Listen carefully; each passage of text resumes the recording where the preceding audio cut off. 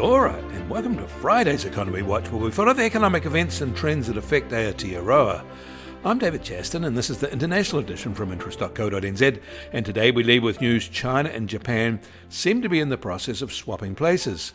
But first, following a much better than expected rise in October and driven by fast rising credit card debt, the American consumer debt levels corrected in November, falling $7.5 billion. Again, it was a sharpish pullback in credit card debt that drove the surprise November result. On the other hand, non-revolving credit, which involves car loans and mortgages, saw a still modest 2% rise after a small increase of 0.7% in October and 0.4% in September. There were announced job cuts involving 39,000 American workers in December, much lower than November and only marginally different from December a year ago. For the full year, employers announced 761,000 job cuts, the most since 2020, and prior to that pandemic year, the most since 2009. In 2024, 134,000 of those cuts were in the tech sector.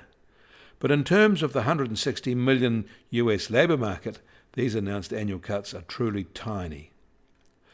Across the Pacific in China, we noted yesterday that authorities there seem to have instituted a hard peg for their official yuan exchange rate to the US dollar. Now they have to defend that in open markets. Overnight, they announced a massive 60 billion yuan bill issue in Hong Kong in an effort to build demand for their under-pressure currency. And the battle against deflation there is far from over too. China's annual consumer inflation rate edged down to 0.1% in December from 0.2% in November, aligning with estimates and making the lowest rise since March. It is now at a 9-month low. The latest result came amid a slight decline in food prices and a modest rise in non-food costs.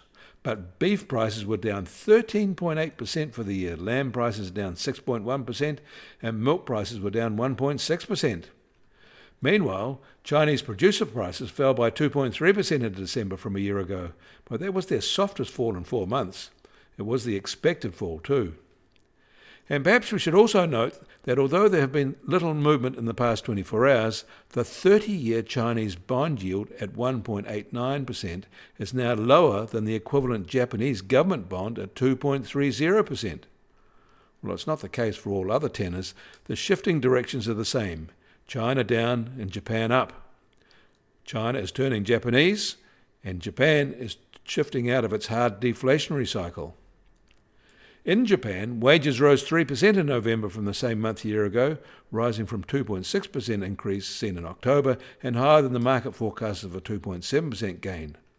However, real wages, adjusted for inflation and a key indicator of consumers' purchasing power, fell by 0.3% year on year in November. In India, they have downgraded their fast economic growth estimates. After growing 8.2% in the year to June 2024, they now say that will slow to 6.4% in the year to June 2025. Apart from the pandemic period, that will be their slowest expansion in more than a decade. While these expansion rates are still high by any standard, the worrying component for them is the fast slowdown in private investment. And from the EU, there was some positive economic news. Retail sales volumes, that is after considering inflation's impact, were up 1.5% in November to their best level since September 2022. And in the UK, there are bond yield shifts too, some of them sharp. Their 30-year government bond is up to 5.46%, their 10-year up to 4.88%. That is more than 100 basis points higher than a year ago. In just the past month, their 10-year is up from 4.37%. These 10-year benchmark levels are higher than either New Zealand or Australian equivalents now, and the shift up has caught financial market attention. Australian retail sales rose 4.1% in November from the same month a year ago, a positive real gain. They were up stronger than the national average in Victoria, Queensland and Western Australia, but they were only up 2.9% in New South Wales. Australian exports rose to $43.8 billion in November from October in a recent rising trend and boosted by strong rural exports. But at that level, they're still 5% lower than November 2023 levels. Imports were also lower in November from a year ago, and their merchandise trade surplus was at $4.5 billion lower than November 2023. The rush to get product from China to the US is in full swing now and commanding a premium on containerized freight rates. Those routes saw a 13% jump just last week, which pushed the overall market up 2% for the week. Freight rates for other key routes are not on the move, however. This special situation is expected to reverse within the next 2 weeks, and the global trade system's immediate outlook is quite uncertain.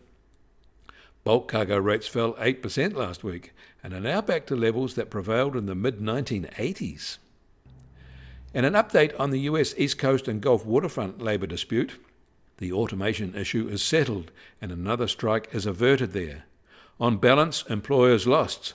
Markets have repriced equities lower for listed port operators. So US waterfront costs will stay higher than in most other port jurisdictions. The US Treasury 10-year yield's now just on 4.69% and up 1 basis point from yesterday. And the price of gold will start today at $2,669 an ounce and up $18 from yesterday.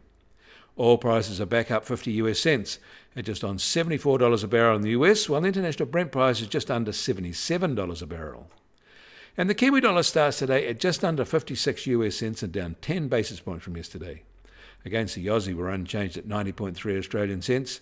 Against the euro, we're also down 10 basis points to 54.3 euro cents.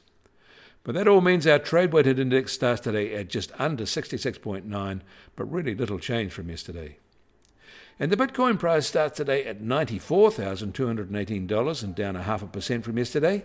Volatility over the past 24 hours has been modest at plus or minus 1.9%. You can find links to the articles mentioned today in our show notes, and you can get more news affecting the economy in New Zealand from interest.co.nz.